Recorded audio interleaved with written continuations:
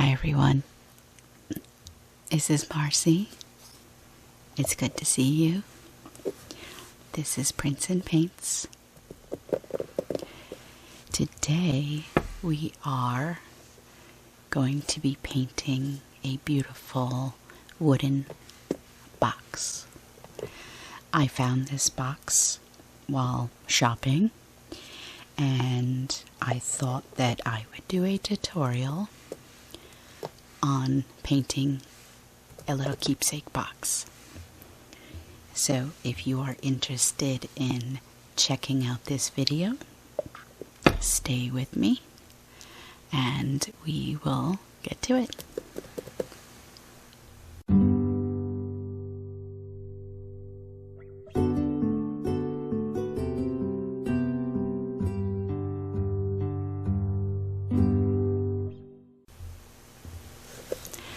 Okay guys, so this one's really fun and really exciting. I have been preparing myself to do a big craft fair in my area, and I wanted a nice variety of items to sell. And I found I was lacking some keepsake boxes. And so of course, while I was traveling, or while I was shopping, I should say, I was in a store called Hobby Lobby. I'm sure most of you from the States know that store. And I came across these wooden boxes. They are just plain pine wood, I believe they are. Unfinished wooden boxes. Fairly inexpensive. This one still has the tag on it. It is from, it's called Woodpile Fun, established 2014. It is a round wood box with lid. The size is 5.11 inches by 1.57 inches. And it was about $6.50 for the box. So I'm excited to do this one with you guys. So I came up with this really interesting box. So what we'll do with this one is paint it first, but I want to show you what this looks like. So I'm going to zoom in a little bit and maybe lower the light a little bit. So this box is really neat. It has a lot of detail in it.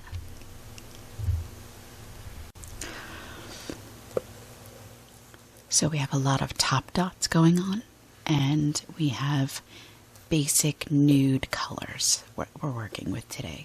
They match my nails today. And so I did, like I said, a series of tan type of beigey colors with the beautiful metallic pearl color that I love so much. And I did a two-tone, so we have another dark type of beige, and then also on the inside we have a dark beige. We have the dark beige on the bottom. This is just a stamp I do for all of my products when I sell them. This was a custom-made stamp with my logo. And then here we have the basic side panel, which is another top dot in the center and some little micro dots around it.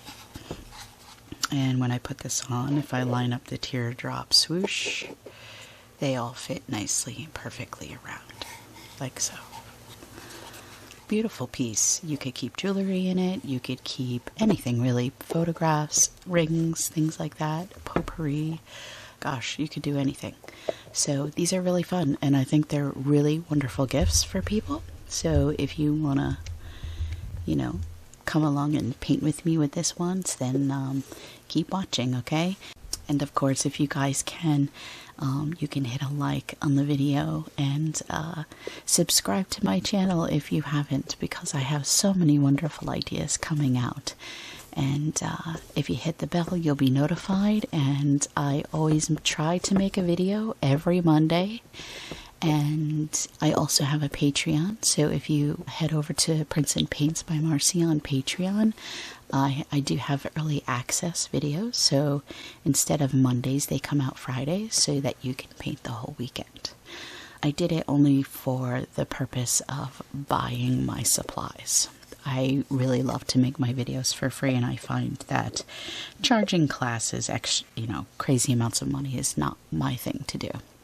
So I will continue to make my videos, obviously, but if you want an early access and you want to donate a small portion of about $5 a month, then you can head over there and subscribe, and you'll be able to get early access. And, if you need one-on-one, you can reach out to me, so remember that. But yeah, hit the like button, subscribe, ring the bell, and I would appreciate it. Thanks, guys. Okay, so with saying that, these are the colors that we're going to use today.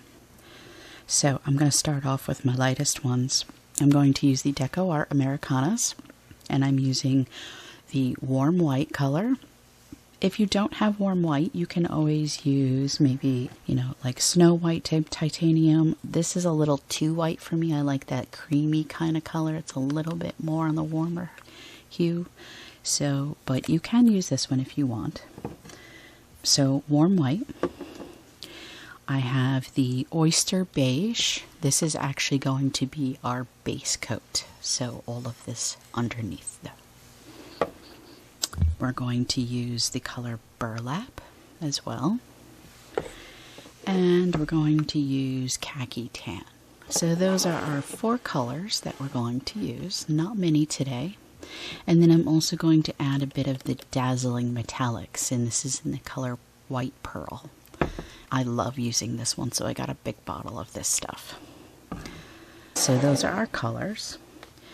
If you don't have one of these, you can always use those white plastic stencils, but I do love when I'm working with stones or anything that's round edged to it, I like to use my silicone stencil. This is the 8-segment stencil in the center, and it's by the Happy Dotting Company. You can pick these up for a decent amount of money. They're not expensive, so you get 2 sizes with these. I will leave the description, or the link in the description for you. I also use these paint trays. I got a whole bundle of them, so I even like to use these when I'm doing my base coat. I like to flip them upside down and then paint on there like that. So I like to use these. The tools I'm going to use, so I'm using my basic tools again, guys. Nothing crazy. I'm using my DIYs, which are the white ones, and then I'm using my set of 5 stylus as well. I'm going to be using the Stonia. It's the micro dotter, so this is for the tiny little dots. This tool I just used for mixing my paints with the silicone tip.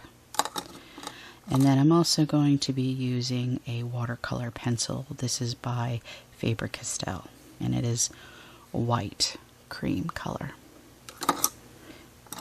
I prefer to use white. It may not show up very well on the Oyster, but if I do use a dark color, like something like a dark chocolate brown, I find this sometimes is kind of hard to get off of the light color, and it actually does change the tone because it's a watercolor pencil, so you're spreading watercolor all over it then. So keep that in mind, guys. I also have some Q-tips, obviously, if I make a mistake. I have some water for the Q-tips. And then if I need it, which I don't think I'm going to, but I have my Liquitex pouring medium. This is just to dilute my paints if I need them. So again, you're going to need this box. Now this box, I had a hard time trying to find it online. I will look again before I post this video. So, but I did find this at Hobby Lobby. Okay, they are nationwide for the US. I don't know if they sell these in similar craft stores in the UK. So I apologize if you're not from the United States. I will try my hardest to see if I can find something similar to this so that you can purchase it online. like I said, it's just a wooden round box. So even if you find something similar, that's all. All right. Okay, guys, so I do want to tell you that if you find that your box is a little rough in certain areas, I would just recommend getting like one of these little squares for, you know, sanding it down a bit just to get it smooth, because you don't want any imperfections. And then once you paint it, it's too late to sand it. So I did take the sticker off. It was a little tacky at parts, so it looks like it's not going to do anything, but I can assure you it does. I really sanded this down. This is just residuals that's kind of inside the grain at this point, but it is completely smooth over. So once I paint it, you won't see it.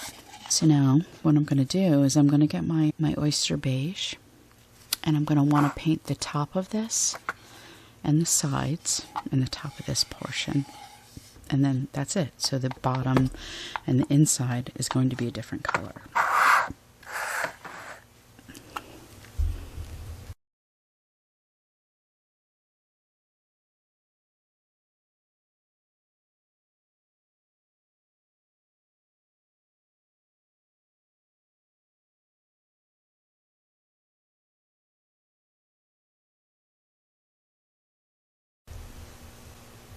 So I painted the Oyster Beige, and I just did the sides and the top here, the brim. I made sure that I didn't have like a glob of paint around the edge here, so make sure you lightly, you know, with your paintbrush, just kind of dust that around there so that you don't have like an edge of paint. All right. Also along here too, you don't want that. It's okay if it goes a little over, because we are going to paint this a darker color anyway. So, but I did do 2 coats of the paint. So Oyster Beige on that part, and then the top as well. So there's 2 coats on the top. Make sure you do that side portion. And then I also flipped it around and I did the inside brim part here. And also here, you can see this part I got a little on here, but I just made sure that it's nice and smooth. I could always take my sander and sand a bit of that off if I want, if there's like globs of paint. Really, you just want to make sure it's nice and smooth around the edges like so, just so that you don't have any excess paint around the edges. So this is done, so it's drying. It's pretty much dry right now. I think we can work with it. So what we're going to do is I'm going to get out my watercolor pencil. I'm going to get my stencil out. I can put this aside for now because we're just going to focus on the top portion anyway. And I'm going to go so that the grain of it is kind of showing towards me. And I'm going to lay this on top. Now this is the large size of the stencils that you can get from Happy Dotting. And really what I'm trying to do is make sure that this edge falls in kind of compliance, in the same direction, so to speak, about how much from the edge this one's going to fall. I want them to be very similar. Otherwise, I could take a ruler and measure the perimeter of this right here and make a square, and then I could find my center of that portion that way. But just because I want to do this fairly quick, I'm just eyeballing where I feel this would look if I just started tracing it. So I have to come over a little bit to this direction, and I think that's pretty good. So this is falling close to the edge down here, and so is this one, and so is this side and this side. Good. So now tightly I'm going to hold on to this. I could probably remove that now. Place this down, and with my pencil I'm just going to lightly start sketching out these lines. I am going to do all of them.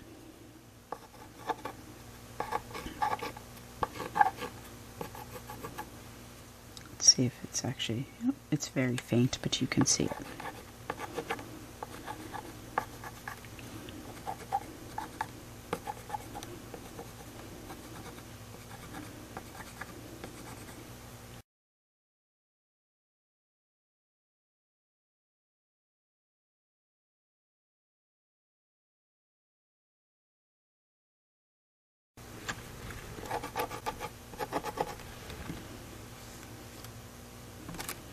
And there we go. So I can darken this a little bit just so you can see. Do you see how you can see the white lines now? So that is how we're going to do that. So we'll get a nice rough base of where we're going to be placing our dots. We can put this aside now. Now I'm going to get one of my paint trays. I'll just flip this one over. And I'm going to get out my burlap and my white because I want to mix these two together. I want a color that's kind of in between the other ones, but I didn't have it, so. I'm just going to do 1 part paint to 1 part paint. So whatever I put of the burlap, I'm going to put, actually, I'm going to do like a half. So 1 to a half. So half being the white and 1 part being the paint, the burlap. And then this way I can take my dotting tool and I'm going to mix it. And this is just going to make a lighter, a lighter tint of the Oyster Beige. It's going to be very similar to the Oyster Beige, however, it might be slightly lighter, so it'll give a nice separation of the two colors. I am also, obviously I'm mixing it with a dotting tool, but I am using the dotting tool I'm going to start with, and that is the DIYs, and it's the size 14. This is going to be our center dot.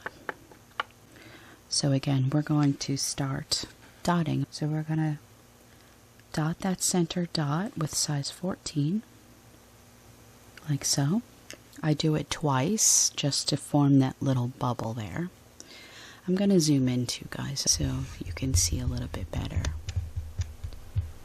Let's darken this a little bit too so you can see. I know the lights can be harsh sometimes, so I apologize. So, size 14 is finished. You can clean it and put it away. You will never need it again this time around.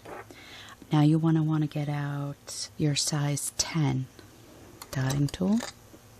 So your size 10. And again, we're going in the same color. And we're going to do 8 dots. So if it's the 8th segment in the center. So we're just following the markings that we made because there's 8 of them. I am going to do my north. So the edge of my dot is falling on the edge of that line, if you notice. I'm not going past this line, so I'm not going in this area. I'm staying within this part. So I'm going to do the north, the south first. Right? The east and the west. We always want to do those dots first, and that's only because it helps us understand the placement better. And it also helps so if we're off, we're not going to be 100% off. So now I'm going to start going in between.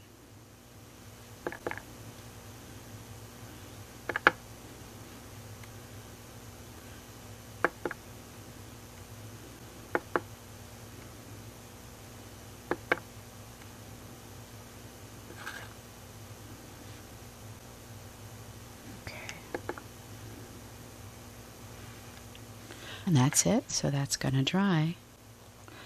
Now you can wipe off your number 10 dotting tool, put them aside. Now you can use the size 1 in the stylus if you prefer, or even the size 1 in the DIYs. I love to use this Winstonia dotter. It is a great tool, guys, and it's actually a water marble tool. I think these are for making art like with the water. I guess that's called water marble. I don't know. I've never tried it before. So anyway, I'm going to use this. This is my micro dotter that I love to use. If you have a different one, then use that. That's fine. And I'm going to get my warm white color, and I'm going to put a little bit in my tray.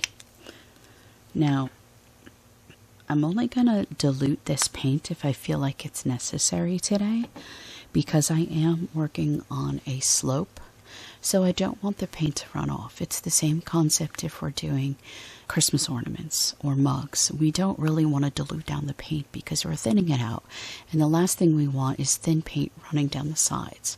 So if anything, we want it a bit thicker and pliable.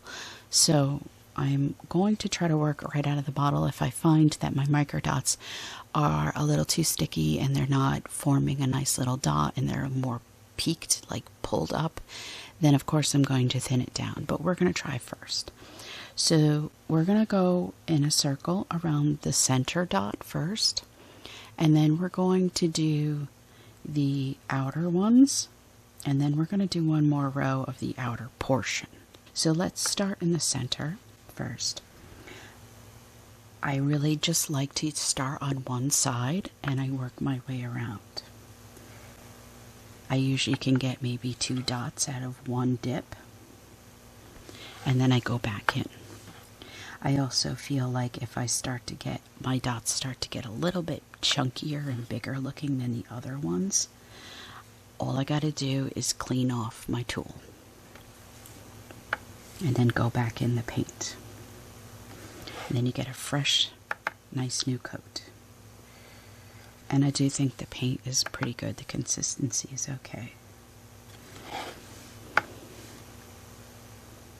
Sometimes if the paints do get old and they start to get a bit clumpy and you start getting those, like, it looks like pieces of dried acrylic inside your paints and it starts separating, you probably want to throw that stuff out anyway. But yeah, that could be a real troublesome when you're trying to paint, because even so, sometimes you could pick up that glop and, oh, you dropped it by accident, you know? So always try your best to work with fresh paints.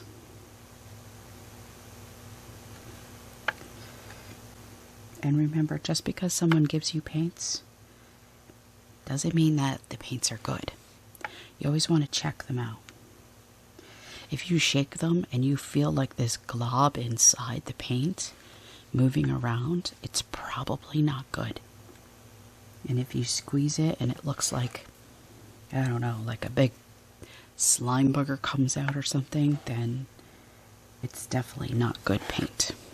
And the stuff can expire. It does have a shelf life.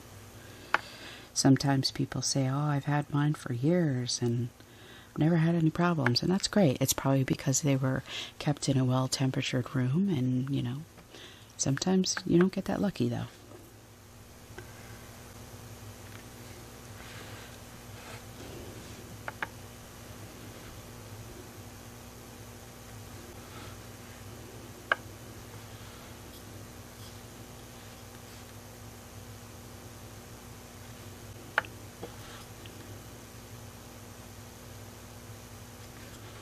And so I'm just going to keep going all the way around each one of these dots. So I finished doing my first layer of my micro dots. I did around the center dot and the other existing 8 dots that I did. Now I'm going to do one more layer of this, and by that I'm going to try to do a little bit of walking dots, but we'll see how that comes out. I'm still sticking with my micro dotter. I'm just going to make sure I get enough paint on the tip of that as well. Oop. Okay. And so one side, I'm going to start a little bit further down and then walk my dot up just until that corner piece there has those dots. I'm not going super far. not going all the way up because I really can't. And then I'm just going to turn it, and I'm going to try to do the same thing on this side. And over here.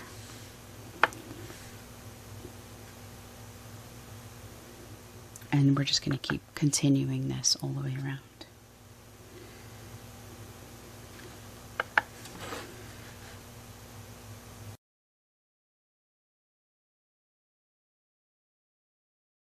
Great, so we finished the center portion, and now we're going to move on to doing the design here with the darker tones of the dots. So we're going to focus on this portion right here, this color and this color. We have 3 separate colors, I believe. Maybe they're the same actually. So these 2 colors are the same and this one's different. And so the colors we're going to use is Burlap by itself, and that's going to be the 2 colors here. And then the last one here I'm going to use Khaki Tan. So let's get those in our paint dish really quick, just so that we have them. I'm going to focus in on my painting here. So I'm just going to do a tiny little bit of burlap, and I'm going to do a little bit of the Khaki Tan. Now, so you can see that these colors are significantly darker than this one that we mixed, and obviously the white. And they're very similar in tones. The shades of them are very, very similar. So I'm going to start with my blue stylus, which is my size 3. If you want to use size 3 in your dotting tool, go right ahead. And I'm going to go into my burlap, which is the lighter tone right here. And I'm just going to do a walking dot. And I'm going to do this twice. I'm just changing the size. So I'm going to first do 1 dot, and then I'm going to walk it up just like that. Sorry if that was off the camera. Let's try it again. So I'm going to start here like so, and then I'm walking it up. I'm really only getting about 4 or 5 dots. And then when you go back through it, I dot the same dot, and then I go up the other side, like so.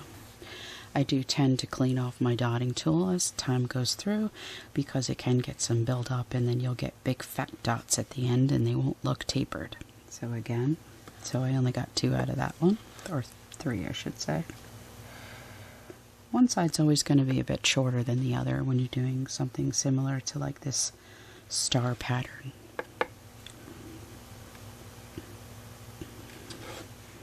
I like to do one side first, and then I go back through.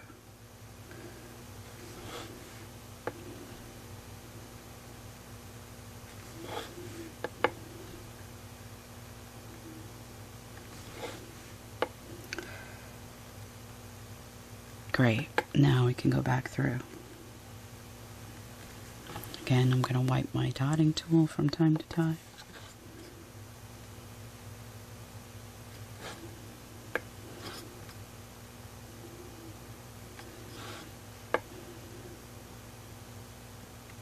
So yeah, I was supposed to do this really big craft fair on Sunday, and we live in the northeast of Pennsylvania, and we're gonna get slammed with a hurricane coming off the coast. Ophelia, I think it is.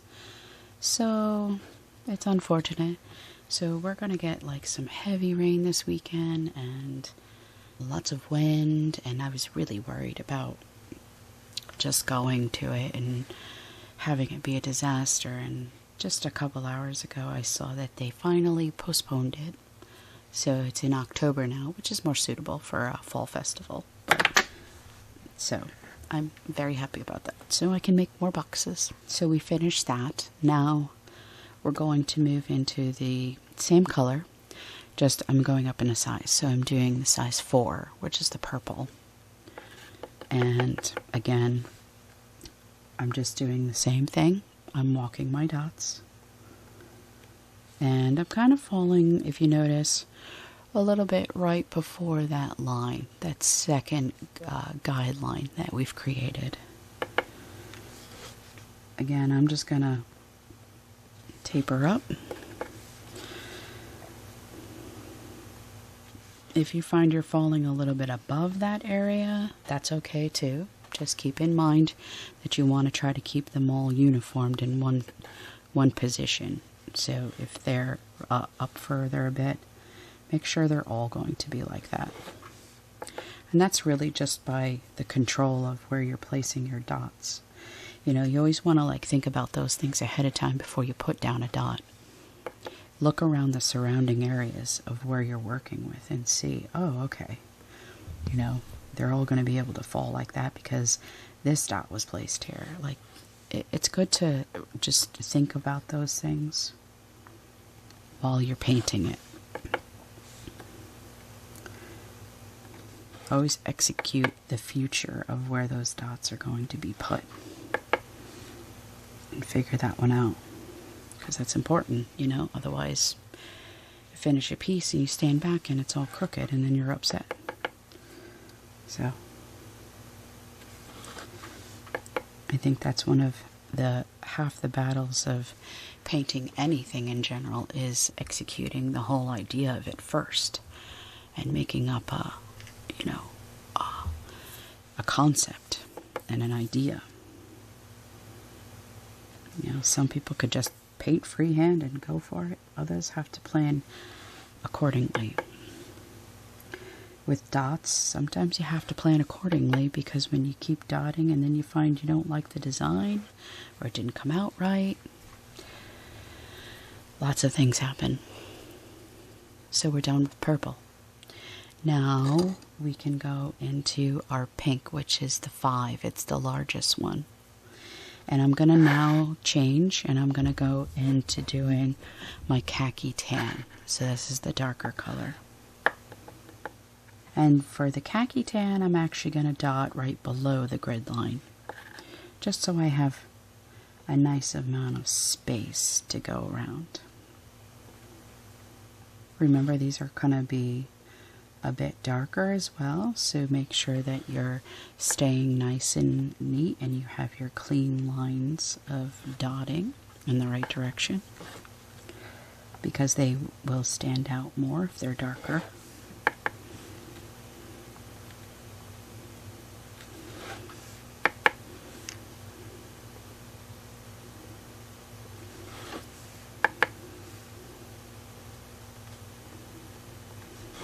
Almost done.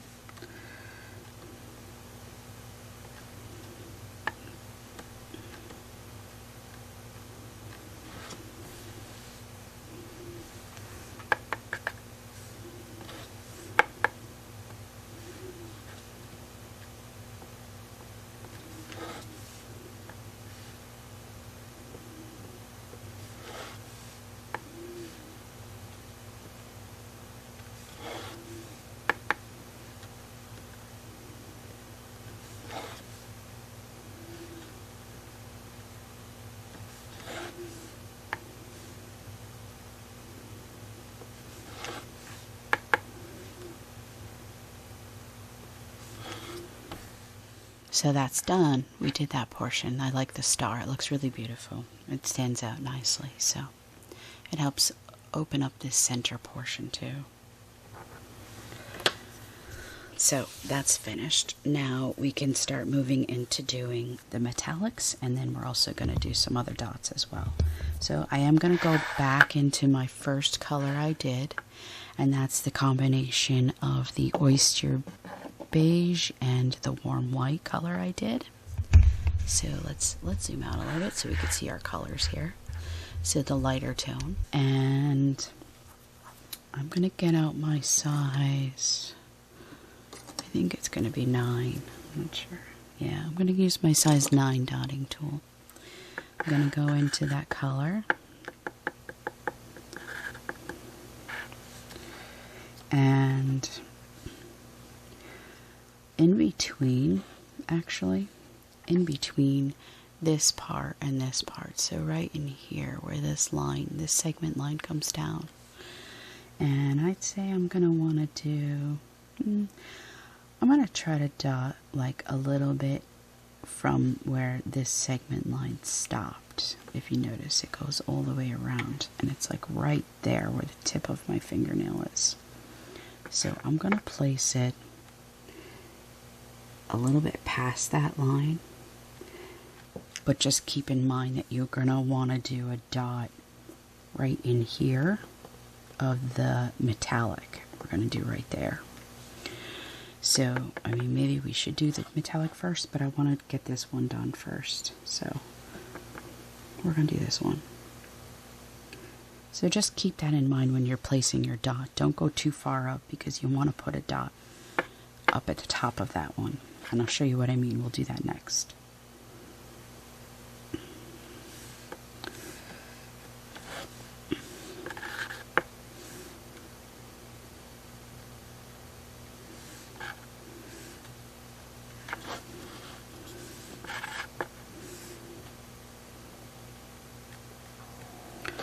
Almost done.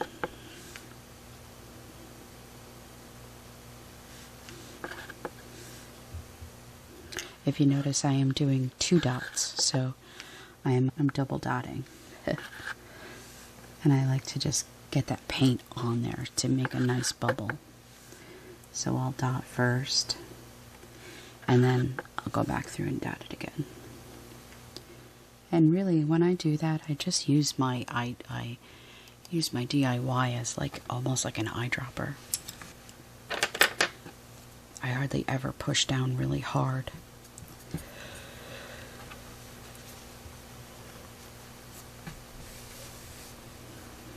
Okay. Now, let's see, we're going to use our size 4 dotting tool. And now I'm going to want to get out my metallic pearl, the white pearl. Again, this is the Dazzling Metallics. And this is really, it creates a nice sheen. So, size 4.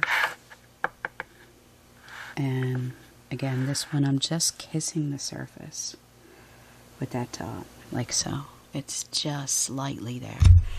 Let's zoom in so we can see what we're doing.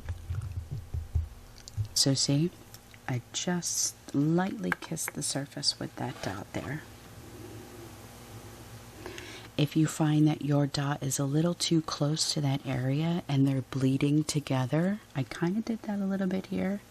If you want to wait until those are dry and go back through, by all means you can do that. Sometimes you have to be patient and you have to wait. Otherwise, you know, you get a big old mess. It happens all the time.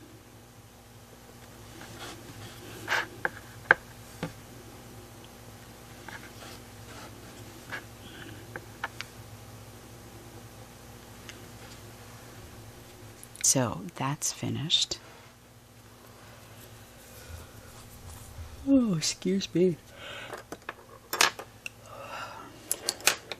Sorry guys, it's almost like 2 a.m. here. I'm still painting. So I'm going to get out my micro dotter again. And I'm going to go into my warm white color. And what I'm going to do is I'm just going to dot the base. And then I'm going to just do the walking dot all the way around.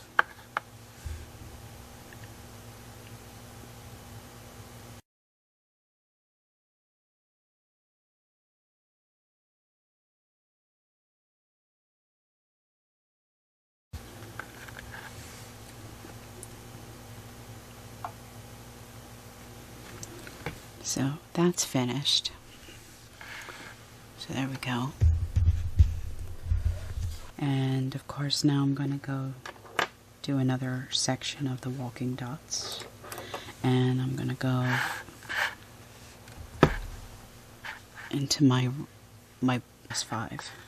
And I'm also going into the Khaki Tan, the darker color. And I'm just going to dot there.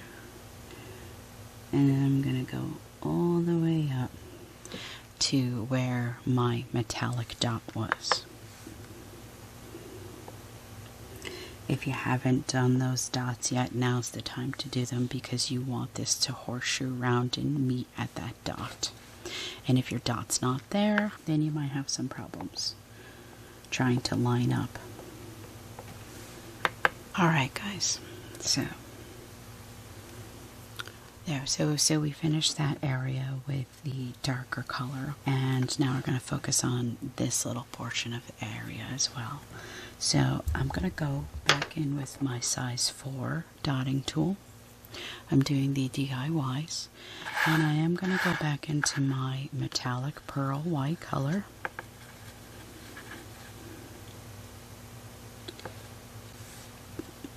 I'm just doing one single dot that lines up with the brown one.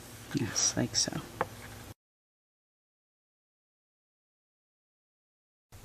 So now that we've finished doing the walking dots here in our khaki tan, the darker color, and we have these nice metallic pearl colors here, we're going to go back into doing our basic white, the warm white, with our micro dotter or size 1. And all we want to do is do one small dot at the base of that large dot. So each one, I'm just going to do a small dot like so.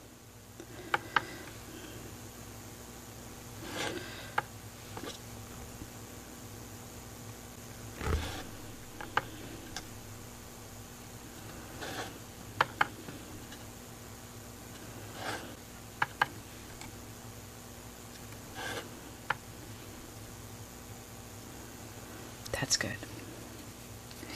Now, I'm going to focus on this little small area right here so that we can keep building outwards. So, I'm going to get the color. I think I'm going to do the burlap. So that's like the mid-tone. And we're going to use I'm going to use the size 9 dotting tool. So I'm going into my burlap.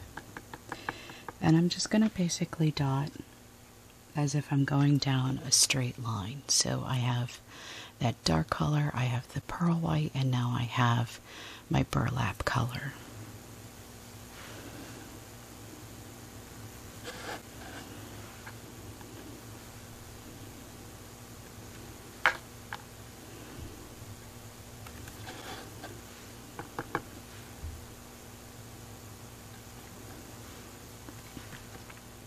And if you can, we're trying to stay within that guideline right here that we're working with. I'm not trying to go over that line.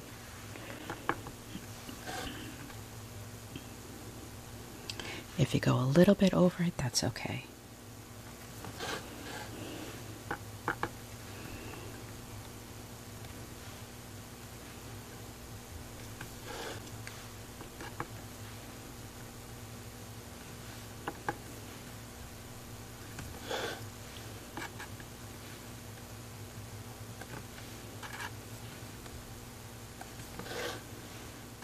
Again, if you notice, I am doing what I call double dotting, and that's just to create that nice little bubble as I go. Otherwise, it might not be enough, and then you'll get a bubble in the center of your dot, and you don't really want that. It'll dry a little funny, and you'll have to go over it anyway. So that's our number 9 with our burlap. Now, we're going to do swooshes as well. So we're going to do some swooshes around the dot we just made. I'm going to go and use my darkest one, so the Khaki Tan. And I think I'm going to want to use my size 5 dotting tool. I'm using the DIY. You can use the stylus, but I prefer to use this one. And so at the base of the corner down here, right here, I'm going to dot one dot here, and I'm going to pull up with my tool and make a swoosh there. So I'll show you this corner like so, and then I'm going to pull up from the center and make myself a nice little swoosh.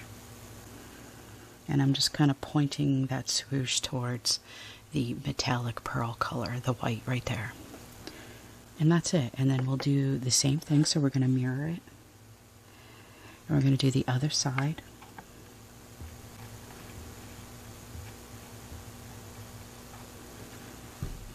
And we'll do that for each one.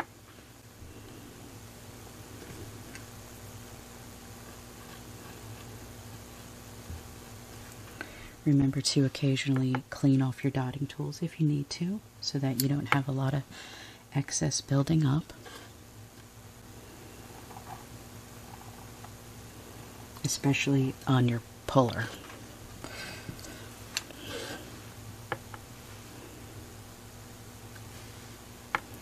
I like to do the two dots first like that, and then you can go back and pull each one.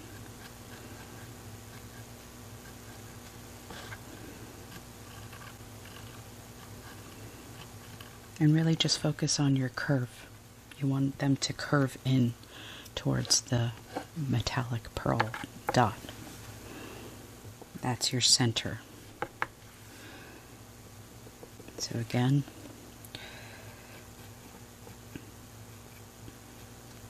and if you notice, I just pull from the center of the dot up, make my curve, and then I slowly start to pull the angles at the outside in. That's the easiest way, I think, to make a swoosh.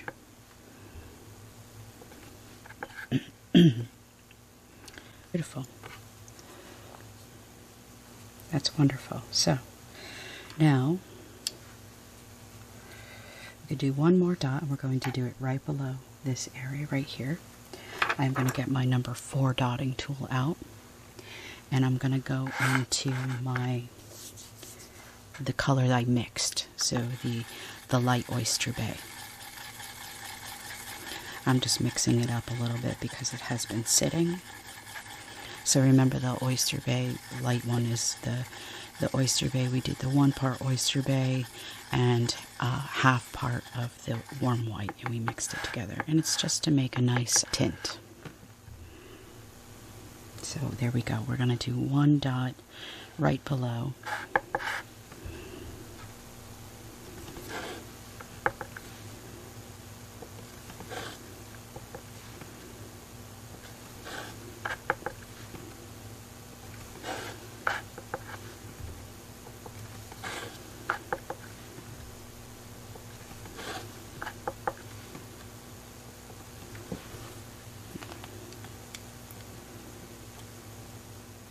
And now we're going to flip this over and use the size 3. And I'm kind of focusing on this small little area as if I'm imagining there's a triangle here. It's very small, this spot. You're going to really want to focus on below the swoosh, this empty negative space, and then this portion. And so what I'm going to do is I'm going to go into my Dazzling Metallic, so the white pearl, the size 3. I'm going to dot underneath the swoosh first, and then I'm going to dot next to it, and then I'm going to dot 1 right below it, just like that. And it just creates some, it's like a filler, so we don't have as much negative space in between these little areas. And then I'm going to do the same thing over here. So underneath the swoosh, in the negative spot, and then right below. It's kind of like a little smiley face almost. And we'll do that for each spot. So focus on the in-betweens.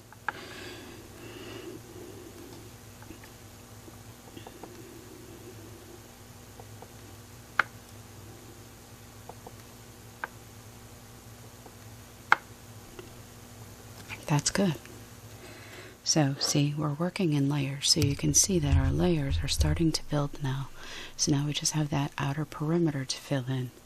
So what we're going to do is we're going to do our swooshes first, and then we'll do so we're going to do these swooshes areas first, and then we'll do our beading that goes all the way around. So we're gonna focus on doing a really large swoosh at the base here and working it up, and then doing the other ones next to it. I believe I'm going to want to use, for the big swoosh, I'm going to use the size 14, which was also the size that was the center one. Alright, and I'm going to go into my darker color, so I'm going to go into my Khaki Tan,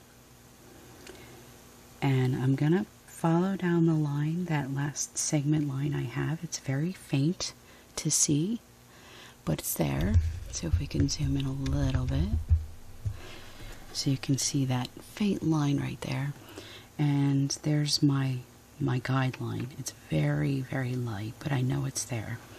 I'm gonna try to put the base of the dot on that guideline, like that. So it's gonna kind of rest just on that line. I'm gonna dot it a few times because I want a nice amount of paint on there. And then with my puller, you can use a different dotting tool as well if you want. But I'm gonna pull that up like so. And then I'm gonna pull my sides up to the center. I'm gonna push this around as well. And that just makes for a nice big swoosh. Big old fat swoosh. Just like that. Perfect. And so I'll do one like that for every area that I had the dots. We're not so much focusing on this portion, but where we did the dots and the swooshes. Also be careful not to glop on a lot of paint here. Just enough to pull it. So if you want to start off with a small amount and then pull the paint, because you know this is starting to be a slope here, so you really don't want to have the paint start running off of your... I'm also not diluting this, remember, so this is straight out of the bottle. If anything, if you find that you're using a different kind of paint, maybe it's a little bit watered down, you might want to add some gel medium. I like to use the Liquitex Gel Matte Medium because I don't want shine on my product just yet. I like to control the shine when I spray it as a finish. Only because when you add gloss to your mediums, they can tend to get a lot more tacky a lot quicker, and then it's hard to work with the paint.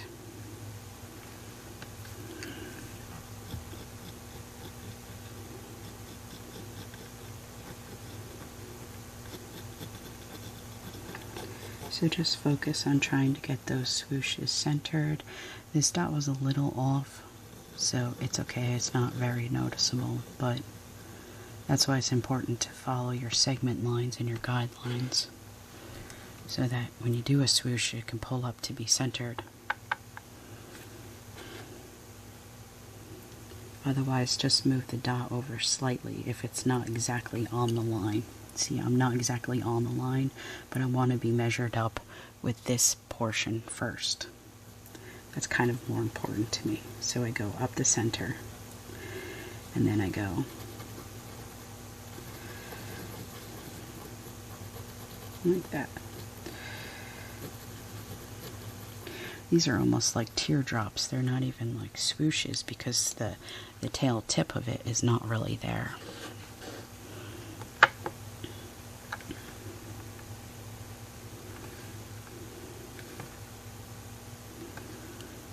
So that's finished. Now we're going to keep going, so we're going to do swooshes on the opposite ends of these large ones. And we're going to use our pearl white, so the metallic white.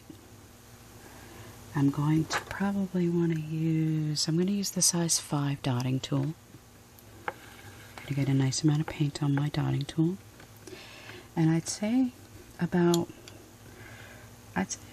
halfway up. So right around this area, right around this area right here, I think I'm going to put that dot. I don't want to put it at the base, I want to put it a little bit more up.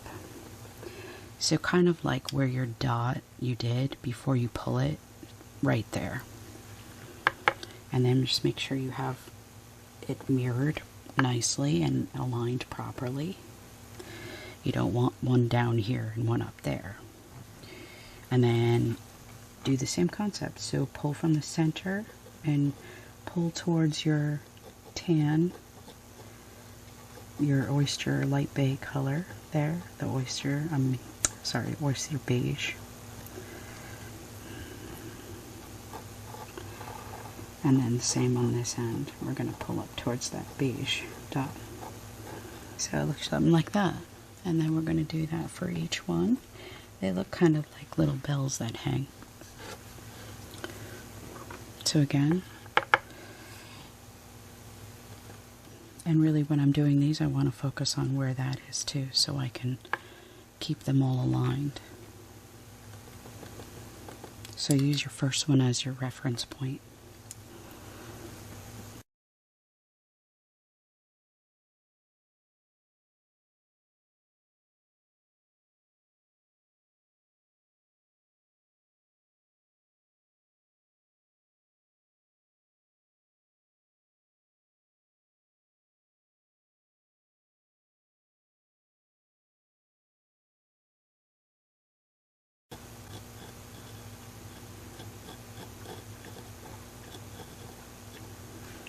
Just like that.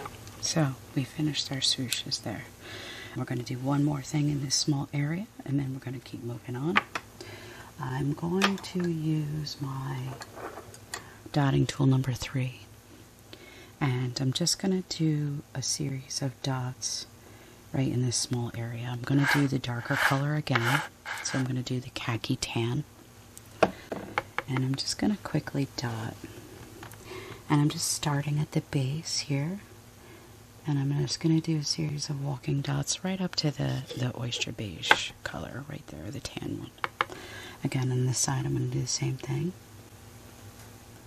And I'm just going up to that dot. In fact, I did a little bit on that dot, so I want to cover that up. But we're just going to go up to the dot. So let's try that again. Go here, go up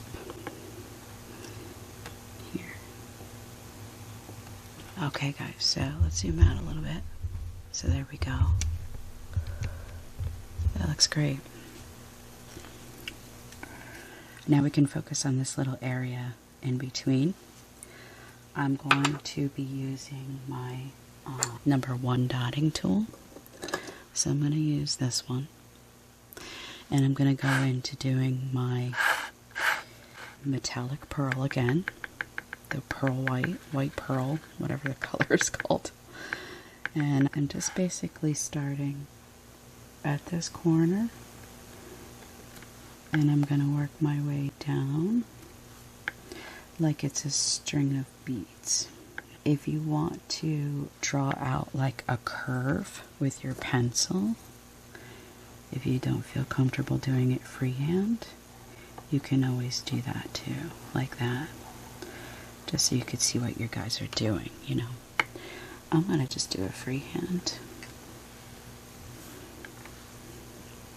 And I kind of just start with one end and then I work down from the other end as well. And I just try to make sure I have that nice curve going on. You want to give it the illusion that it's hanging like beads, like a string of pearls, so to speak. I think I did fall at a little bit below the edge of that segment line I had, the last one. This is really just like a free form type of, you know, you just do a freehand.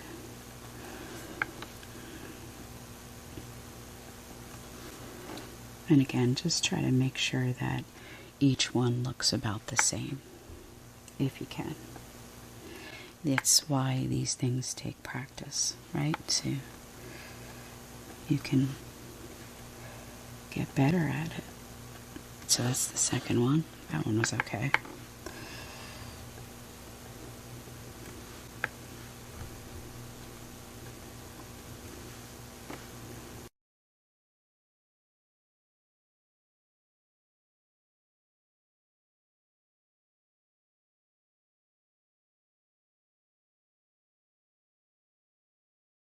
So I did finish doing our beads, our strands, all the way around, and now we have finished our design for the top portion.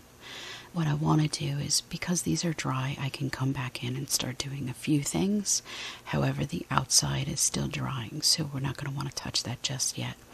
but I do want to start doing some top dots, and this is what gives that nice depth and the illusion of this really beautiful, intricate, beading-like design. So we are going to go and start doing these top dots here with the pearl white, and then we have a few other colors that we want to play around with as well. So I'm going to use the metallic white pearl, and I think I'm going to use my size 6 dotting tool.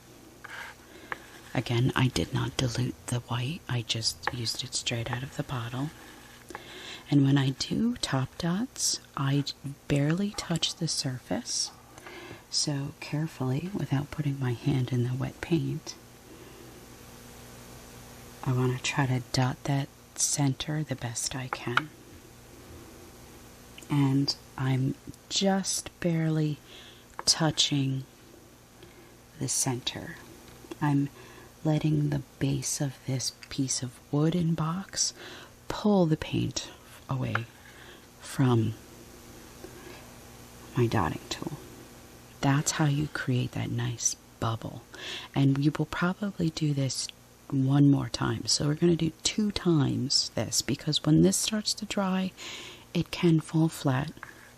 I try to make sure that I don't touch them and that my humidity is not high where I'm working, because that can make them crack. And I'm just going to carefully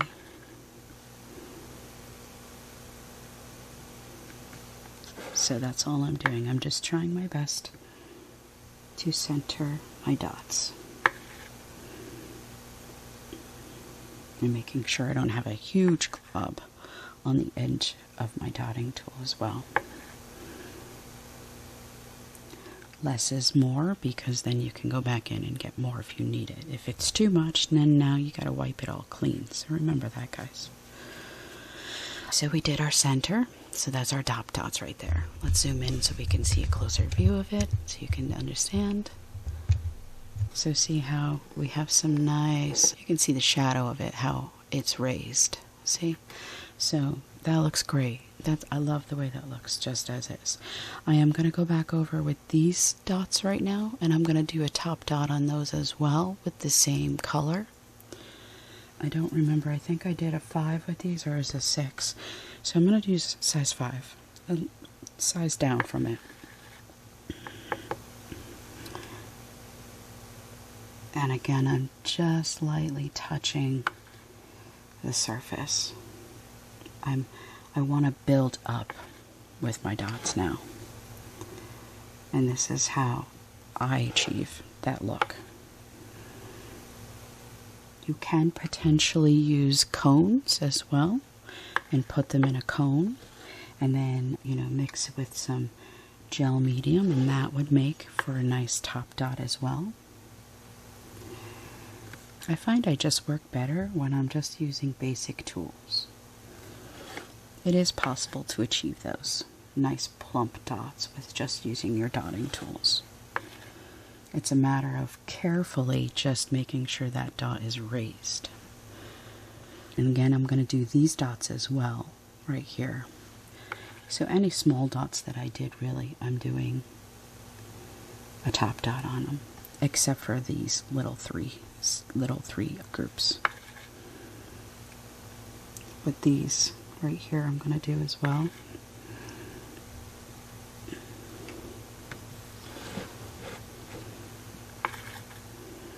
So see, it's like a nice amount of paint that's like hanging off of my dotting tool. I can't show you. I want to show you just so you guys can understand this. So when I dip it in, I swirl it in the paint, and it's like peaked almost. It's like ready to drip. See that drip there? That's what I want to do. And then when I come down in, I'm just lightly touching that surface. I'm almost kind of swirling the paint too. So if you find it's tacky, go like this, swirl it, and it'll swirl off into a peak. Sometimes I think it's the Fulgar brand tends to be like that. It could be a little stringy almost. And that's the way to get rid of those strings. You just kind of swirl it around until it separates. Okay.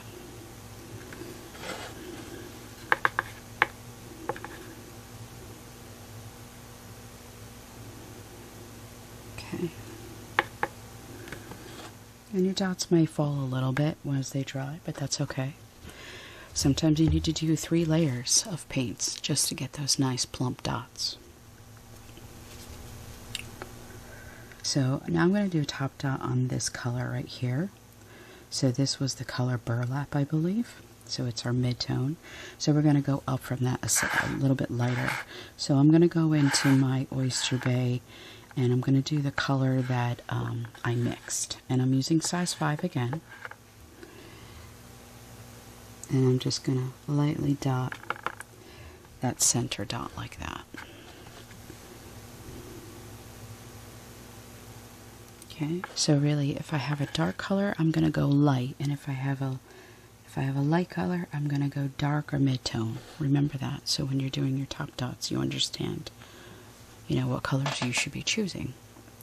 For example, like this one is very light. You could barely see it. It almost blends in with this color. So I'm going to do a mid-tone or dark. I think I'm going to do mid-tone.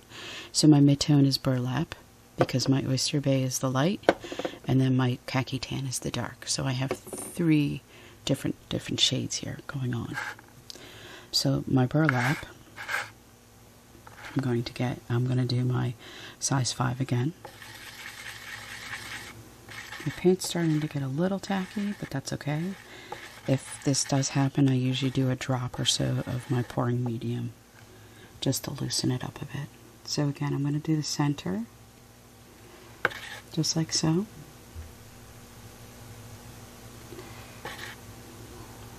Okay. Perfect, like that.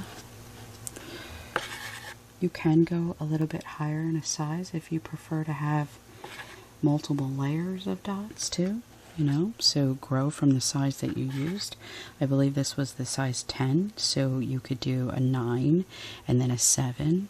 I always like to go 2 sizes down because when you do have a lot of paint on your dotting tool, you're not going to get that exact size per se because it is going to push the paint out.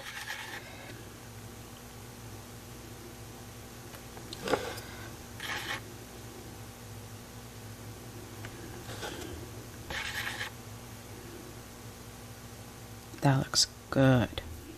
Moving along. And the last portion, I'm going to do a few little things. So I'm going to get my stylus out now because I have a small dot that I want to do. I'm going to get my blue one out.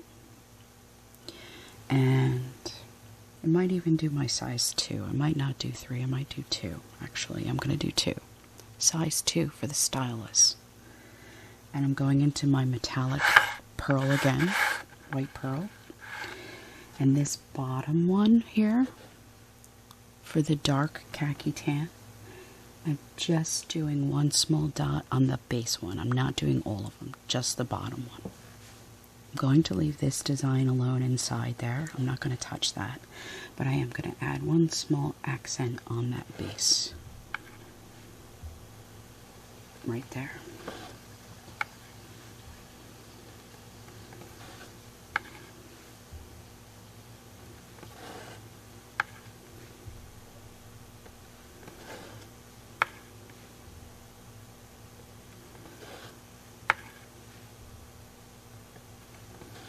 Good.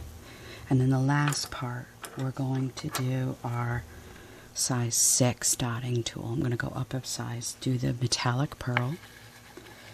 And this one I'm not going to pull, I'm just going to dot the base of my swoosh. Just to add a little bit of a design like that. Be careful it doesn't run down. So make sure it's not too thin as well, the paint. Sometimes when you leave the paints out for about a half an hour, 20 minutes, they do tend to start to get tacky. And that actually is a good thing because when you want to have top dots, that's the kind of paint that you want anyway. You don't want it runny and thin. so 2 more.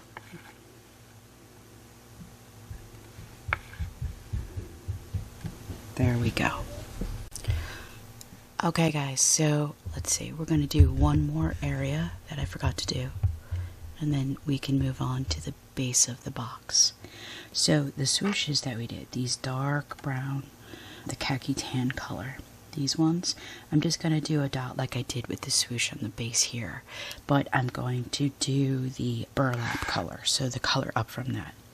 I'm going to probably want to do my blue stylus, the size 3, so the bigger tip part, and I'm just doing the bottom portion just like that for each one all the way around, and then I'll be done with this top box.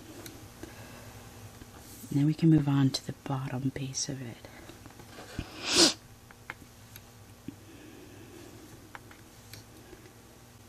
Okay.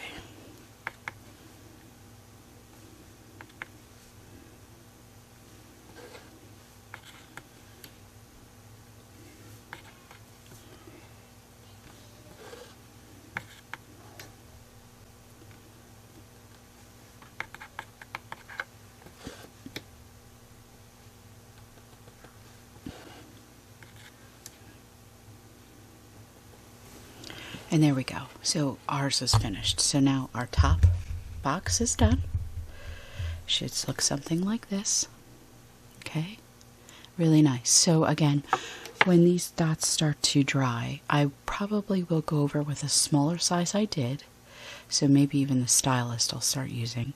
And I will put one more little top dot just to get it raised up a bit.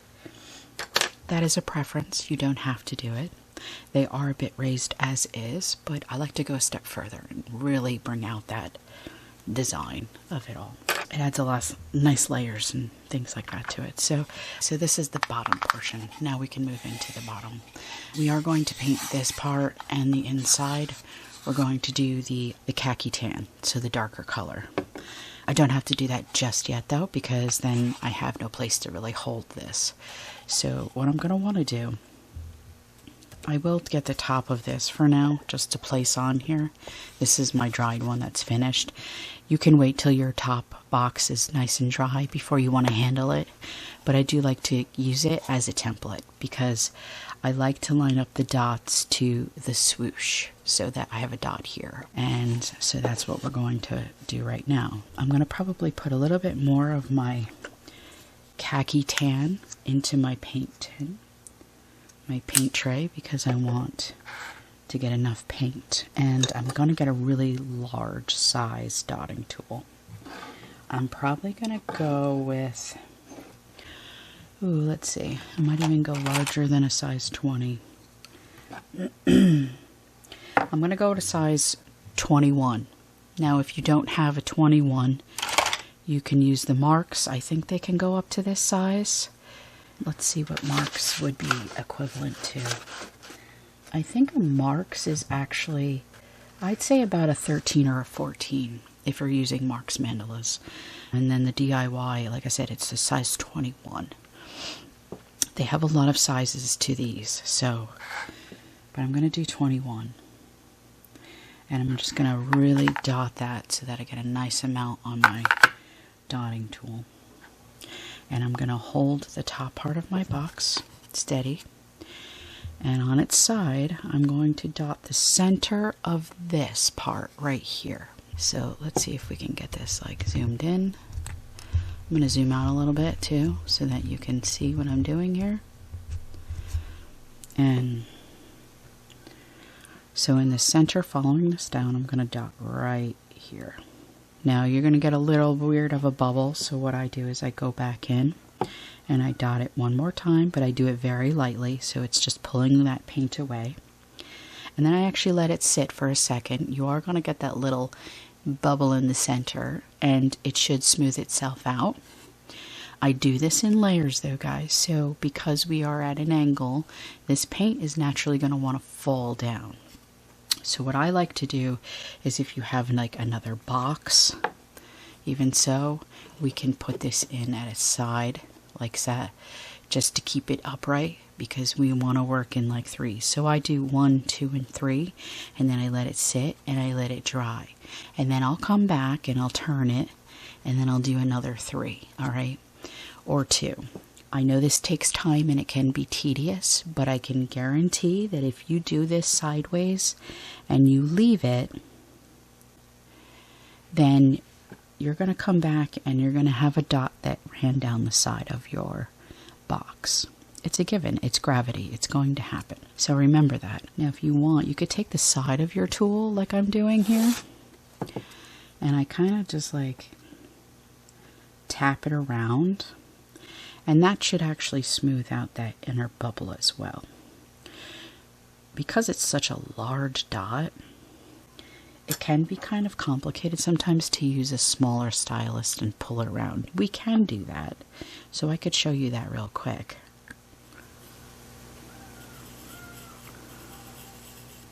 So we can do that, okay? But then sometimes, hang on, I have this in my mouth. Sometimes, oh, bummer, that's okay, I'll clean that up. But then sometimes you might get a peak somewhere, or it might not be like fully set. So choice is yours. Try your best to even out that center portion. Let's get something to clean this up real quick. I don't want to make a mess here. I like my wooden base. I gotta clean this up. I'm getting like all little dots all over it. So see, I have 2. Now I can focus on the third one right here. And this is the best way to make it lined up. Otherwise, you're kind of guessing. So,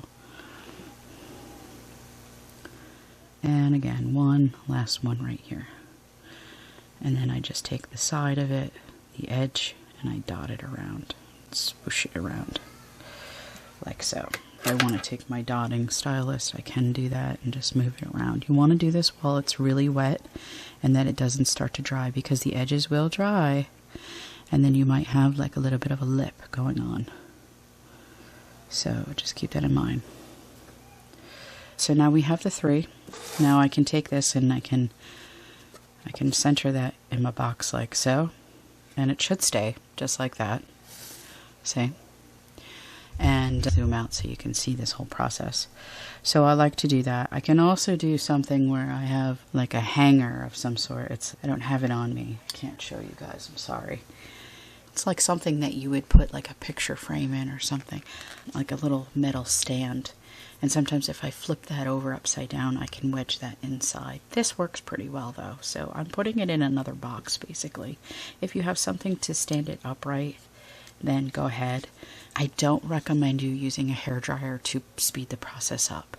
I know some people have said that that's okay to do, and if you have good luck with it, but I've always had really bad luck with speeding up my process of my dots. The dots want to dry naturally, and if you try to speed that process up, you may move the dot around, so you could be, forced air could be pushing that dot from side to side and not getting a nice bubble. Or the main thing is that it could crack, and we don't want that. So keep that in mind, guys, if you're doing something like that. Even if you probably have like a little coffee cup or something that's wide, or a little soup bowl, that might work, and just rest it in there and let it sit. It's going to take you probably about 10 minutes for it to set and dry to where it's not running. This is crucial and a very important part. So I'll meet you back here and we'll finish the rest of them. So I'm back, and if you notice, it's starting to dry. It's still a little wet in the center, but it is starting to dry, and being upright, it's not moving, which is great. It's a good result. I quickly did grab this. This is what I was trying to talk about. So you don't have to buy these. It's not an obligation. I actually buy these because I use these to put my mandalas on here like that as a display, or for demonstrating and things like that. So it's just a little holder. This is what I was trying to talk about. What I like to do is I actually flip it upside down. I use this part as a hook. So I hook it onto something, and then this part, because it's open on the bottom, I can actually put, let's take the top off real quick. I can actually take this and insert it down like so, and then I have 1, 2, and then 3. So I have it like open, and then I let it dry like that. That's how I do it. It's just a little trick. If you have something like this laying around or something similar, you can do that, obviously. And then, like I said, I just hook this onto, actually I have like the drawer to my filing cabinet. I just hook it on and let it rest. And I'm going to go and do a couple more dots right here. So I'm going to put my lid back on. Be careful not to touch your dots. You don't smear them. And line this up. So now I'm going to do these 2 dots right here. Or maybe 3, I'm not sure. They're not really moving anymore because they're nice and dry. Once you get that outer perimeter, there's really no place for it to go. So 21 again, the dot. And again, I'm going to do right down into the center of the box. And then I'm going to move that paint around like that. I'll come back through with a stylus if I need to. I'll do this one. And the base of the box is very basic. So if you did want to add a few more things with your touch, then that's fine too. I just did something pretty basic with this design. I wanted to do the main focus on the top of the box, not so much the sides. But if you want to go crazy and get really elaborate with it, then go right ahead. So there, I did 2 more. Well, actually, I did 3 more, sorry. 1, 2, 3, right there. Now I can take my stylus, try to get one with a bigger ball tip to at the end of it instead of something really small. It makes it easier to push some of that paint around. And you're really just looking to smooth out the center portion so it's not so bulgy in the center.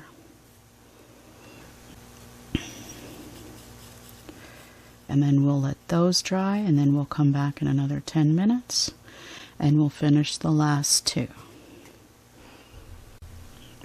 Welcome back. I finished my portion of it. They are still a little bit wet, so I have to handle them with some extra care. But they are nicely done. They're not droopy. They're not, these are the ones I started with first, so they are definitely drying a little bit quicker. I have been just kind of sitting here blowing on them and spinning it from time to time so that it's not sitting in one spot. And really just have some patience, and that's it. Go make some coffee and step away for a minute, stretch your back, stretch your fingers, because, sitting down for a while can be a little hard on your back too. So I like to take a lot of breaks when I paint. So I'm going to move on. If you want to wait until they're fully dry, by all means, that's great. Don't worry about it. Take your time. I'm going to get out my warm white. I'm going to fill up my tray a little bit more with the white that I have.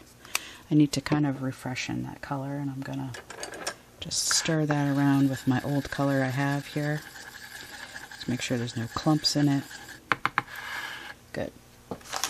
And I'm going to start doing these little micro dots around each of these circles, the dots that I did the dark color. So we're going to do micro dots, and then we're going to go back through, and it looks like to me, like just by looking at this, this is probably about a size 3 dot that we're going to do. And then once the center's dry, we can go back through and we're going to do a top dot.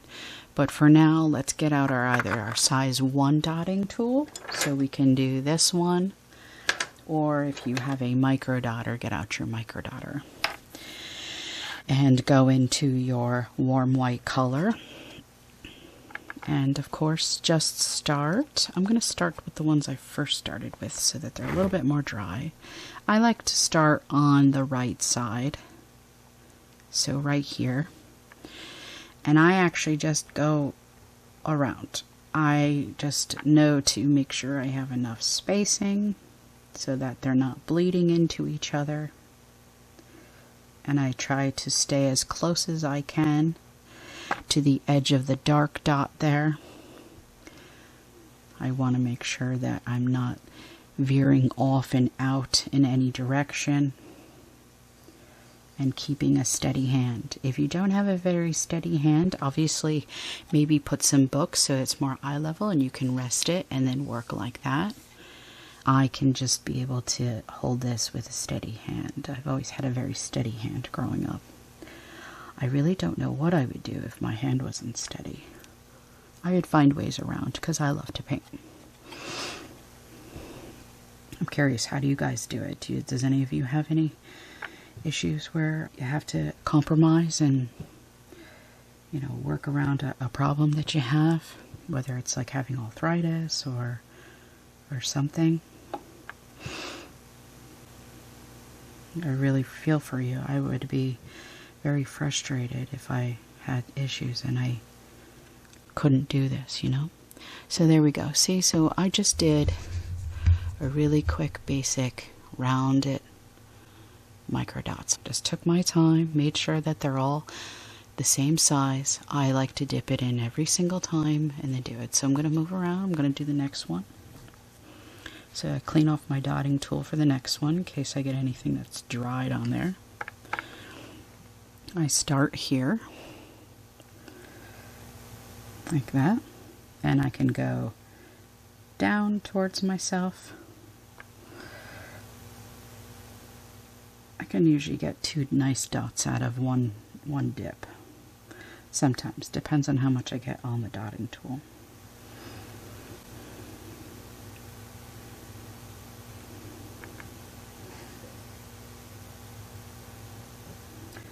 To just go from left to right and go clockwise or go counterclockwise. I don't skip around, and sometimes I do. I think maybe if I had to do like 8 dots, and knowing that a circle, I can do the, you know, the top, the bottom, the left and right, and then in between, then I would do that probably, because then you can understand your spacing better. But when you're doing something like this, a pattern that goes just directly around, I don't know how people do that. Do you guys do that? So, see, I'm going to do that for each of these. I'm going to zoom out. I'm going to do a quick time lapse on them so that we can get caught up with each other here and keep moving. So I'm back. Off camera, I did some of the time lapse, but I did do this on my own time, so you can see. So I did all my small micro dots on each one, being careful not to touch them because they are still a little wet. So my next step I'm going to do is we're going to do the larger dot that surrounds it. I'm going to use my size 3 dotting tool for the stylus pen. If you want to use your size 3 for your DIYs, go right ahead. And I'm going into the same color, so we're doing the warm white, and we're just going to start. And with the same thing as the other one, I just work my way around in one particular direction. You do what feels comfortable for you. The main concept is to just keep it, you know, nicely, evenly spaced apart. And also, you know, so that it's a nice, beautiful, perfect circle of dots. That's our main focus. And so we're going to want to do this one on all of our other dots as well. And then once we're finished, we can do our inner portion and paint, and then we're done. So, yeah. Okay, so let's do this first, and then we'll meet back. I finished my size 3 dots that are the outer perimeter portion, and now we want to do a top dot down the center, and for that we're going to do our white pearl. I'm going to probably use the size number 10 only because it was such a large center dot anyway. We used the size 21, so I'm just going to use my size 10. I'm going to go in and get a nice amount on my dotting tool, and then carefully, and if your paint's still wet, by all means let it dry. I'm going to try to do the best I can to do a center dot. If it is slightly off, it's okay. It's not, you know, these are handmade. There's supposed to be perfections. If it was perfect all the way around, a machine would have made it. Remember that when you were painting. And in time, you get better at doing it. I know it is very hard to get a center dot when you don't have no reference point, so take your time with it and go slow.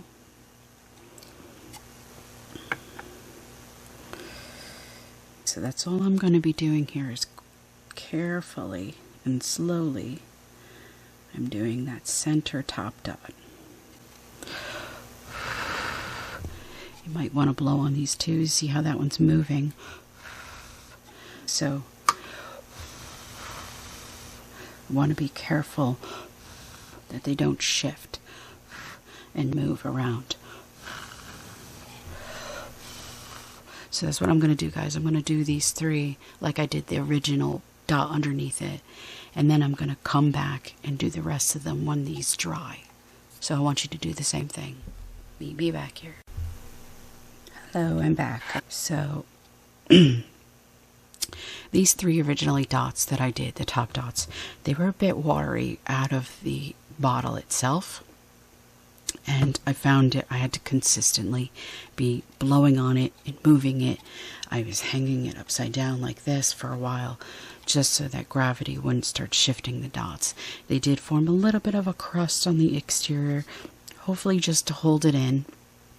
And what I did with the rest of my paint I did add a little bit more, some of the gel medium. And when I mean a little bit, I did about, gosh, a little sliver like the size of my nail, my pinky nail. Wasn't much, just a tiny bit in there, and mixed it up. So we're going to try that and see how well that comes out, because the consistency will be thicker and it will help it stay in one place. So now it's definitely peaking, as you can see it when you pull it up. Do you see it like peaks? It's like almost like a little tail that forms. And we'll see how this comes out. So definitely gloppy looking. See how it does that little weird peak to it? Don't get discouraged by that. We can go over again. We're going to do it a few times actually. And like I said, I used the corner of my dotting tool. So you see I did like a 45-degree angle on my tool. It's not straight down on it. And then I'm just going to move it around with a stylus once I'm finished. So I swirl it, I spin the dotting tool. Now see, it does peak because it has that gel built into it now. So what we're going to do then is get a dotting tool. It's a little bit on the bigger side. And just kind of, you almost like pulsating it up and down like that. You don't really want to like dig into it, especially if your paint underneath is still wet, because then you're just going to make a big old mess and you're going to have to try to figure out how to sand it all off and repaint the whole thing, and we don't want to do that. So that looks okay. It's very hard sometimes to work with gel mediums, I can guarantee. Like sometimes it can get very frustrating. So, you know, the choice is yours if you want to do it this way. This one's still kind of wet. Do you see how it doesn't even take? My background was still a little, the darker part of the dot was still wet.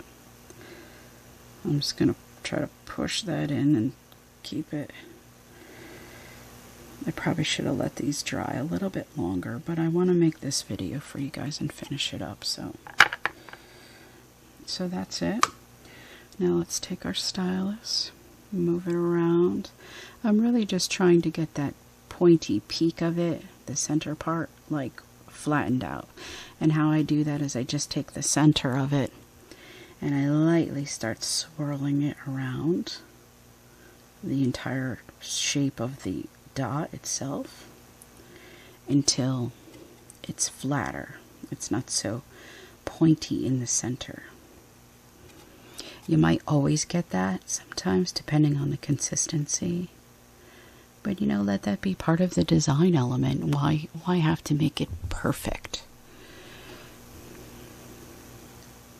There's no rules to this type of painting, remember that. I just want to do this out of the kindness of my heart because I love doing it, and so I like teaching it. So I finished, and we are finished. We just have to do the inner part, painting it, and the bottom, and then we're done, guys. And then we could do the top. So the top is probably pretty dry now. I'd say, yes, everything's dry on the top now. So what we can do is take our Q-tips. I like to squirt a little bit of water in my tray. And with my wet, damp Q-tip, I like to go back through and just remove any of those segment lines from the watercolor pencil I did. If you find that any kind of paint might be coming off, let it sit for a little longer.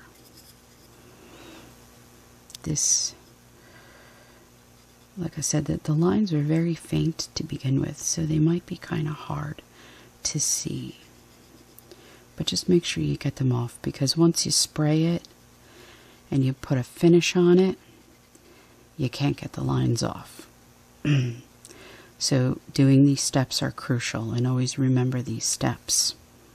There's been a lot of times where I was rushing something and I forgot to remove the lines, and then I finished it all, and then I looked at it and said, oh my gosh, and there was nothing I could do about it. I mean, you could try to remove things like that, but no, there's really no going back to it, you know.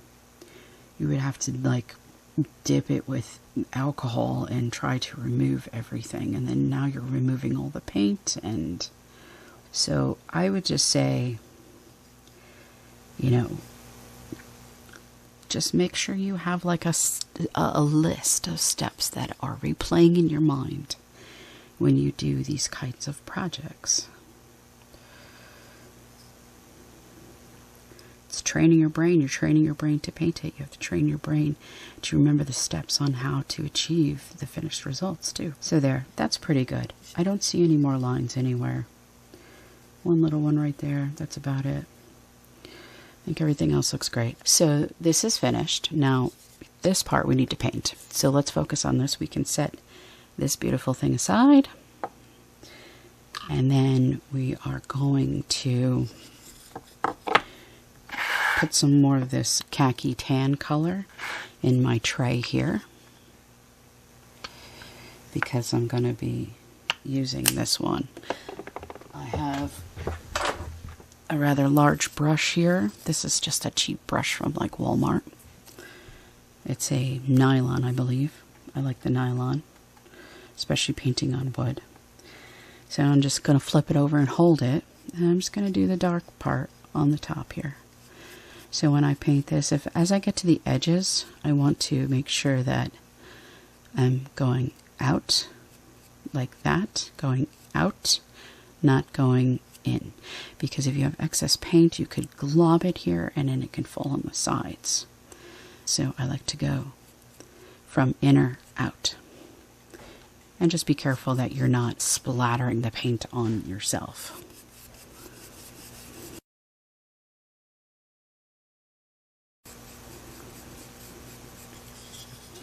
If you notice if it starts to shine, like show through, then I would do 2 coats.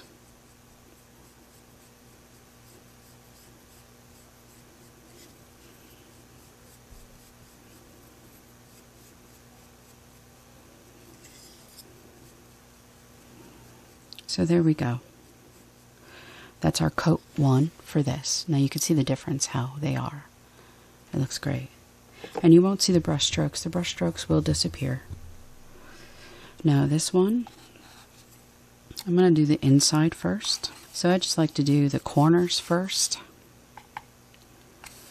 the inner portions, and then work that paint out to the center. When you are painting something like this, try to keep your strokes in a similar motion. And that means, like, if you're going counterclockwise like I'm doing, or I'm sorry, I'm going, yeah, now I'm doing clockwise, counterclockwise. Try to go in one motion though, and swirl that paint as if it's going in the same direction. This can eliminate too many brush strokes if you are worried about seeing them. For the most part, I think this paint, it's matte paint, it usually dries and you hardly ever see any kind of, brush strokes. When you work with high gloss, that's when you start to see it. Remember that. So if you are working with gloss and you're struggling with that, that is probably why you have to be very careful on where your brush strokes are going if you're using a high gloss. It's the same thing if you're using a varnish or a sealant. You want to go in one particular direction when you're putting that finish on. Otherwise, yeah, you will see all of the brush strokes. It's a given.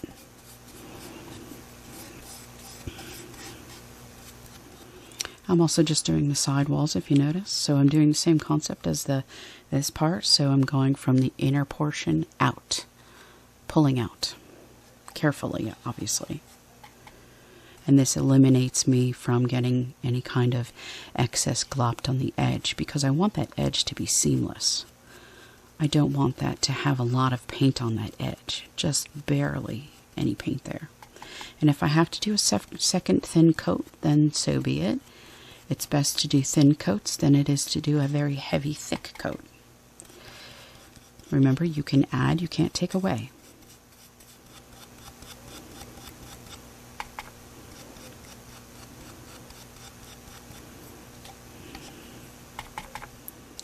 And the last part, we'll do the base of it when I think everything's dry, just so that we're not risking damaging any of these pretty designs here with our fingers. So that's the inner portion. So we're going to let that dry as well. Good, and then once we come back, we can do the underneath part of it, and then we're done. And then I can show you what product I use to seal my boxes, and then we can finish the project. I'll be back. So, the top portion is finished. Please remember that when you're doing the bottom portion of this, that if you do put it flat, your top dots could get squished. I just want to keep that as an important note that could potentially happen, so please be careful. I would almost hold this when you're doing it and then let it dry, or kind of stagger it sideways somehow. But we finished this portion right here, so this is all done and the top is finished. It's all clean, it's ready to be sprayed. I would let this dry for at least 8 hours before you spray a clear acrylic sealer on it. So that is our top portion. And then the bottom portion, I did just finish the bottom half of this, so it's still wet. But we do have, the sides are all finished here, and we do have the inside. So we have that nice two-toned beige color. And again, the same concept. I like to use a large Lazy Susan, and I bring it outside. I would show you guys today, but we're getting hit with a huge hurricane, and it's sopping wet outside. So maybe on a nice day when the sun is shining, I can take my stuff outside and make a video on how I like to spray my products. I do a combination, so sometimes I do like to brush on my sealers, and sometimes I like to spray them. Recently I've been doing more spraying. I felt like I was lacking in that department, so I wanted to really hone in on learning how to do it properly. So with saying that, that has to dry, but it is finished. I like to use Mod Podge. I know some people say it's like a glorified Elmer's glue, but I really do find that this stuff does come out really nice. It does. At least the gloss does. I do have ones that are satin and matte, and sometimes, especially on a black dark background, if it's a big mandala, I find that it could leave like a bit of a strange bubble-like consistency. I don't know why it happens. I've tried to do my research on it and I cannot find out why it does do that. So my rule of thumb is that, like, if I do large mandalas, I like to brush on my Mod Podge. And whether I want to do a matte finish or I want to do a super gloss. So those products I have are in the jars and they are usually, finished with those. For this project, to achieve like this one, it has that nice glossy sheen to it. It has almost like this protective plastic. It's like a hard shell to it. Very durable. I did do just the top. I did not do the inside because I was worried that they would stick together. I might still do that in the future. But yes, I would prefer to probably do the inner portion as well, because this could chip, this could peel. And, if your customers are purchasing these or if they're gifts, then yeah, they want to. So I did spray the bottom. I did do a stamp before I sprayed, so it's sealed in there. And then I do the sides. And like I said, I will do the inside as well. When you're doing the inside, please be very careful and cautious that it could pool inside here. If you are going to be spraying, make sure you're outside. Make sure that this is always clean. Wipe it clean every single time you use this thing, because if you don't, it could build up and you go to spray and you get like big chunks of stuff, bubbles and everything else. So make sure you shake it really well, and then from 6 inches away, 6 inches from your product, you want to spray. And when you spray, I'm not going to do it, but you kind of go like this in light strokes. Don't sit there and go because it will pool up and it will be a mess. Light, thin strokes, that's what we want. Nice, thin layers. I usually do about, maybe 2 or 3 layers of thin sprays. So in between the spray, I wait about 15 minutes so that it's fully dry, because if it is still tacky, and always, obviously, because you are outside, when you come back to do your second coat, examine it. Make sure that there's no bugs. Make sure there's nothing, leaf particles or dust or dirt that got stuck on it, because you spray it again, you're never going to get it off. So that's my go-to on my spraying and my sealing. I know sometimes I don't really express what it is and how I seal things. So I wanted to at least just quickly touch base on what I like to use. I do love Mod Podge. I don't know. Some people hate it. Some people love it. I love it. And I think it works great. So guys, that's it. So we finished. So your box should look something like this. This is a great keepsake box, and you could put jewelry in it, anything really, right? And then you could keep something in there. I would prefer probably just to keep this as like a keepsake box, not so much food, but I mean, really, if you get creative, these boxes are adorable. They're really cute. I even found these boxes, so these are even smaller. So I got these at Hobby Lobby too. So they're really tiny, but I love these. I can imagine this one being like a gold tip to the top of it or something cool. So I hope this video was informative, and I hope that you enjoyed painting this with me. And obviously, if you post these and you want to show the world this design, please be sure to tag me in it and send me pictures. I'd love to see like your creativeness and if you use different colors and things like that. So I always appreciate that when I see it. So thanks guys for sticking with me, and happy dotting as always, and we'll catch you on the next video. Bye.